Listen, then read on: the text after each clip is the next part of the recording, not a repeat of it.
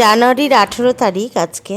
আমি আন্দামানের জন্য আমরা সবাই রেডি হচ্ছিলাম এয়ারপোর্টে যাওয়ার জন্য। তো বলেছিলাম বেড়াতে যাব, তাই তোমাদের সঙ্গে এগুলো শেয়ার করছি। এটা হলো আমার হাজব্যান্ড আর ইনি হলেন আমার ভাসুর। তো সবাই রেডি হয়ে গেছি লাগেজ টাগেজ গুছিয়ে নিয়ে। এখন রাত্রি 2টো বাজে। এখন আমরা বেরোবো আন্দামানের জন্য, মানে এয়ারপোর্টের জন্য বেরোবো।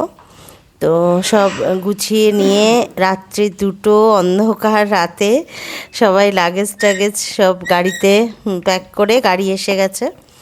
তো এখন বেরোবো।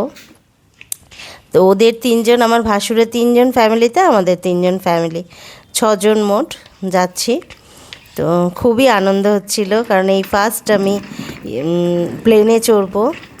অভিজ্ঞতাটা দারুণ ছিল, খুব ভালো লেগেছে। তো এখানে মাঝখানে একটা রাস্তার ধারে দোকানে, চায়ের দোকানে দাঁড়িয়ে চা খেয়ে নিচ্ছিলাম, কারণ প্রচণ্ড ঠান্ডা ছিল। একটু শরীরটা গরম করে নিতে পারলে ভালো হয়, তাই জন্য সবাই মিলে চা খেতে বসে পড়েছিলাম। চা খেয়ে আবার এয়ারপোর্টের জন্য বেরিয়ে যাব। বেশিক্ষণ লাগবে না, কারণ অনেকটা রাস্তা চলে এসেছিলাম। তো বাজে 2:45। এখন সবাই চা খেয়ে নিচ্ছি 1 কাপ করে, একটু মানে ঠান্ডাটা কমানোর জন্য। তো চা খেয়ে তারপরে আমরা যাব এয়ারপোর্টে। এখানে আমার হাজব্যান্ড, ভাসুর সবাই দেখো খাচ্ছে চা। তো তারপরেই চলে গিয়েছিলাম এয়ারপোর্টে সমস্ত চেকিং করতে 2-3 ঘন্টা আগেই যেতে হয়। তো সেই পৌঁছে গিয়েছিলাম আমরা 3 ঘন্টা প্রায় আগে, মানে চেকিং করে তারপরে আমরা প্লেনে উঠে পড়েছিলাম। প্লেনে এই যে দৃশ্যটা প্লেন থেকে তুলেছি আমি, দারুণ ছিল। মেঘে ভরা, তার মধ্যে দিয়ে ছুটে চলেছি আমরা। দারুণ ছিল অভিজ্ঞতাটা, সত্যি খুব মুগ্ধকর একেবারে। আর এটা হলো আন্দামানের হোটেল। আমরা চেক ইন করলাম। তো হোটেলের রুমটা দেখিয়ে দিই।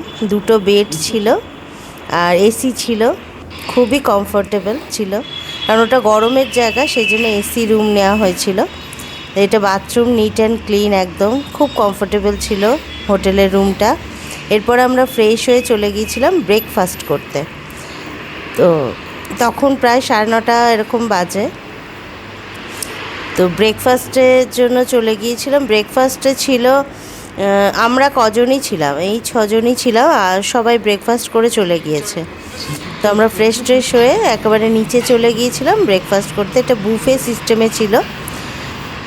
ব্রেড ছিল, একটা সবজি ছিল আলু আর ছোলা দিয়ে, আর ছিল গরম গরম আমাদের জন্য পুরি ভেজে দিয়েছিল। তো ডিম সেদ্ধও ছিল, গরম গরম করে দিয়েছিল, ওটা আর তোলা হয়নি। তো তোমাদের সঙ্গে যতটা পারছি আমি শেয়ার করছি। এটা প্রথম দিন, ভিডিওটা বেশি বড় হবে না। জানি না তোমাদের কেমন লাগলো অবশ্যই জানিও। আর এখানে ছেলে আমাকে সার্ভ করে দিচ্ছিল। তো 2টো ব্রেড নিয়েছিলাম, 3টে পুরি আর একটু সবজি। ব্রেডের সঙ্গে বাটার আর জ্যাম 2টো অপশান ছিল। আমি একটু বাটার লাগিয়ে নিয়েছি, বলেছিলাম দিতে ছেলেকে, বাটার লাগিয়ে দিচ্ছে। তো এই ছিল ব্রেকফাস্ট সেরে আমরা চলে গিয়েছিলাম, মানে স্নান টান করে একটু রেস্ট নিয়ে স্নান করে তারপরে লাঞ্চ করে নিয়েছিলাম। লাঞ্চ করে আমরা প্রায় ওই 2টোর সময় বেরিয়ে পড়েছিলাম আবার গাড়ি করে সেলুলার জেল দেখতে। সেলুলার জেলের দৃশ্য সত্যি খুবই সুন্দর ছিল।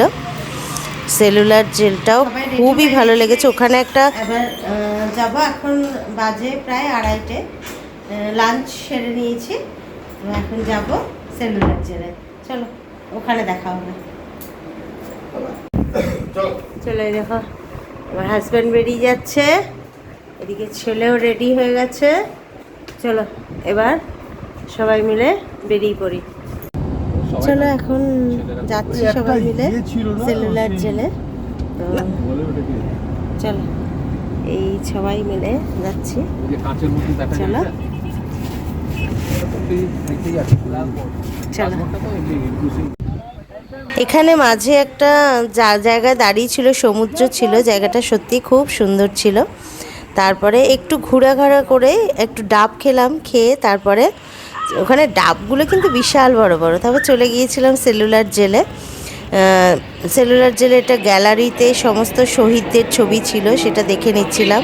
ওনাদের আমার সশ্রদ্ধ প্রণাম, কারণ ওনাদের এই ত্যাগের জন্যই আমরা আজ স্বাধীন হতে পেরেছে দেশ। তো এই সেলুলার জেলে বীর সাভারকারের সেলটাও তোমাদের দেখাবো। এই ছোট্ট ছোট্ট অন্ধকার সেলগুলোর মধ্যে তারা থাকতেন অতি প্রচণ্ড কষ্ট করে, খুবই খুবই কষ্টের, এটা উপলব্ধি করতে পারি। তো এখানে দেখো বীর সাভারকারের সেলটা আমি দেখাচ্ছি। এই যে বীর সাভারকারের সেলটা, এইটুকু ঘরের মধ্যে জীবনযাপন করতে হয়েছে সারাটা জীবন, যতদিন বেঁচে ছিলেন বীর সাভারকার।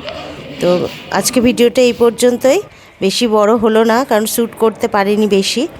তো তোমাদের কেমন লাগলো জানিও, আর প্লিজ চ্যানেলটা সাবস্ক্রাইব করো আর লাইক করো ভালো লাগলে। টাটা।